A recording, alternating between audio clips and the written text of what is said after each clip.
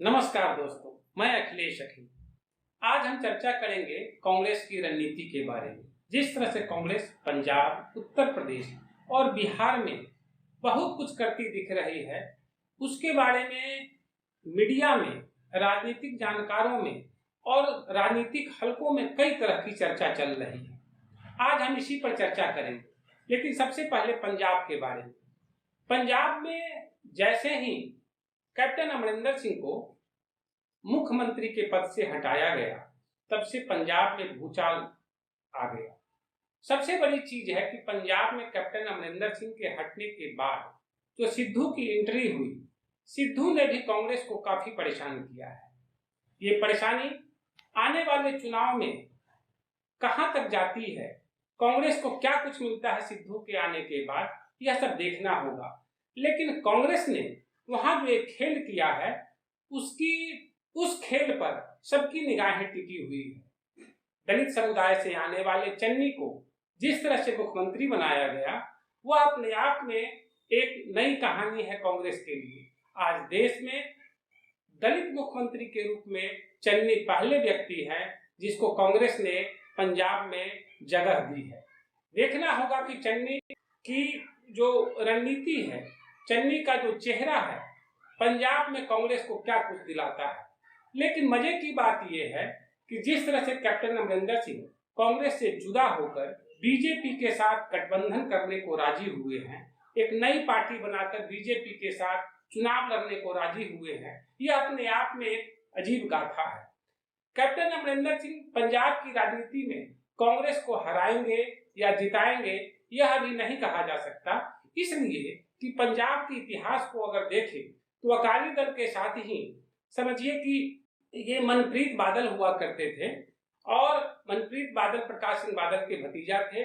2012 में क्या हुआ, उन्होंने अकाली दल से अलग होकर नई पार्टी बनाई, और पार्टी बनाने के बाद ये जो अकाली दल से जुड़ा हुआ जो अन्य समझिए लोग थे, जो वोटर थे, उसमें उन्होंने सेंध तो लगाई, लेकिन प्रकाश सिंह बादल को ज्यादा जो है कमजोर नहीं कर पाए बादल। और इसके बाद क्या हुआ कि चुनाव के बाद जो परिणाम आए, प्रकाश सिंह बादल चुनाव जीते, मुख्यमंत्री भी बने, लेकिन मनप्रीत बादल की राजनीति वहीं पर खत्म हो गई। लगता है कि जिस धरने पर ये कैप्टन अमरिंदर सिंह चल रहे हैं, उनका भी वही असर होने वाला है।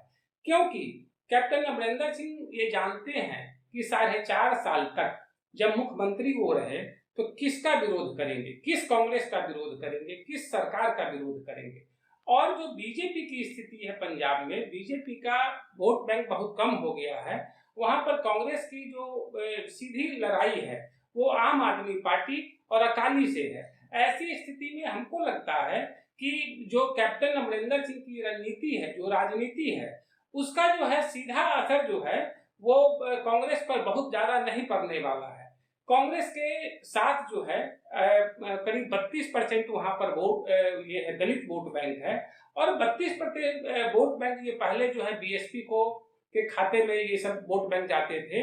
लेकिन बीएसपी की स्थिति वहां पर काफी कमजोर हुई है, और चन्नी के मुख्यमंत्री बनने के बाद लगता है कि ये बीएसपी का जो वोट बैंक था, 32% दलित वोट बैंक, ये कांग्रेस के खाते में चला जाएगा। अगर कांग्रेस के खाते में ये 32% वोट चला जाता है, और करीब 31-32% वहां ओबीसी वोट बैंक है, उसका भी कुछ हिस्सा 8 से 10% अगर कांग्रेस के खाते में जाता है, तो लगता है कि कांग्रेस को बहुत ज्यादा वहां पर हानि होने की स्थिति नहीं है। देखना होगा कि चुनाव के बाद चुनाव परिणाम जो आएंगे, उसके बाद कांग्रेस कहां टिकती है, कांग्रेस क्या जगह से हटती है, या कैप्टन अमरिंदर सिंह उसमें क्या खेल करते हैं, बीजेपी और कैप्टन अमरिंदर सिंह का गठबंधन क्या कुछ करता है, यह देखने की बात होगी। लेकिन फिलहाल जो है कैप्टन अमरिंदर सिंह की नई पार्टी बनने से और बीजेपी के गठजोड़ होने से कांग्रेस को कोई बहुत ज्यादा घाटा होता नहीं दिख रहा है।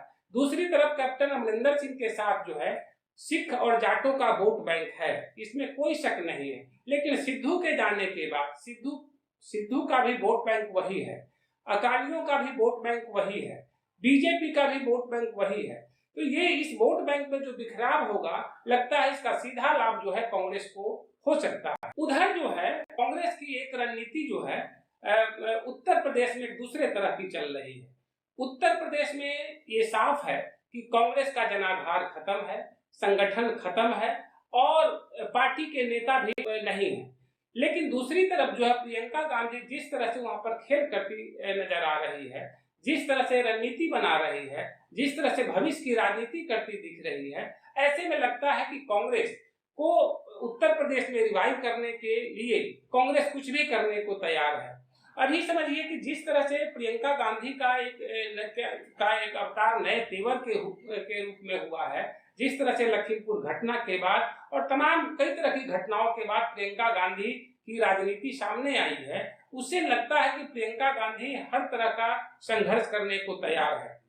एक तरह से जिस तरह से अभी जो है उन्होंने प्रियंका गांधी ने कई तरह की चुनावी ऐलान किए हैं, महिलाओं के लिए 40% आरक्षण की बात कही है। अगर महिलाओं को वाकई में 40% सीटें दी जाती है तो यह देश के लिए भी बड़ी बात होगी, उत्तर प्रदेश के लिए भी बड़ी बात होगी और महिलाओं का समझिए राजनीति में भूमिका भी बढ़ेगी।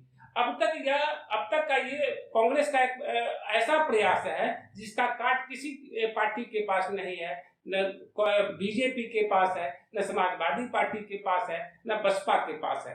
तो ये रणनीति कितना काम करेगा ये देखना होगा। कांग्रेस की सबसे बड़ी कमजोरी वहां पर ये है कि वहां पर उनका कोई संगठन नहीं है और जनाधार भी बहुत कम हो गया है। कांग्रेस इस पूरे खेल से 2-3 चीजों पर निशाना साध रही है। एक तो महिलाओं के जरिए वोट बैंक बढ़ाना चाह रही है, दूसरी बात दलित वोट बैंक और जो ब्राह्मण वोट बैंक का मुस्लिम वोट बैंक है, इस पर भी कांग्रेस की नजर है। ये पुराने समय में कांग्रेस का यही आधार होता था, यही वोट बैंक होता था। लेकिन जैसे जैसे क्षेत्रीय पार्टी का उदय हुआ, बीजेपी मजबूत हुई, उसके बाद जो है कांग्रेस जो है अपनी जमीन खोती चली गई। अब देखना होगा कि जिस तरह से प्रियंका गांधी महिला आरक्षण और चुनावी वादे के रूप में एक तरह से लड़कियों को स्कूटी देना, मोबाइल देना, ये कितना वहां के लोगों को रास आता है ये देखना होगा। उधर बिहार में एक नई परिस्थिति खराब हो गई है। बिहार में आरजेडी और कांग्रेस का गठबंधन टूट चुका है। ये जो है जो सीटों पर जो उपचुनाव बिहार में हो रहे हैं, वो दोनों सीटें पहले कांग्रेस के खाते में दी गई थी पिछले चुनाव में। अब इस बार क्या हुआ कि आरजेडी ने अपना उम्मीदवार भी खड़ा कर दिया। अब लगे हाथ जो है कांग्रेस ने भी अपना उम्मीदवार खड़ा किया। दोनों पार्टी के बीच में टसल शुरू हुआ और अंत यही हुआ कि गठबंधन टूट गया। इसकी घोषणा जो है कांग्रेस की तरफ से भी हो चुकी है और आरजेडी की तरफ से हो गई है। कांग्रेस ने साफ साफ कहा है कि 2024 के चुनाव में कांग्रेस बिहार में 40 लोकसभा सीटें हैं, 40 सीटों पर वो अकेले चुनाव लड़ेगी। अब देखना होगा कि कांग्रेस यह निर्णय क्यों ले रही है। इतनी समझिए कि जो आरजेडी के साथ उनका एक लंबा सरोकार था, संबंध था, अचानक जो है कांग्रेस में यह बदलाव क्यों आ रहा है। लोग कहते हैं और राजनीति हलकों में इस बात की चर्चा है कि कांग्रेस अब एकला चलो की राजनीति पर चल रही है। पंजाब में भी, उत्तर प्रदेश में भी और बिहार में भी।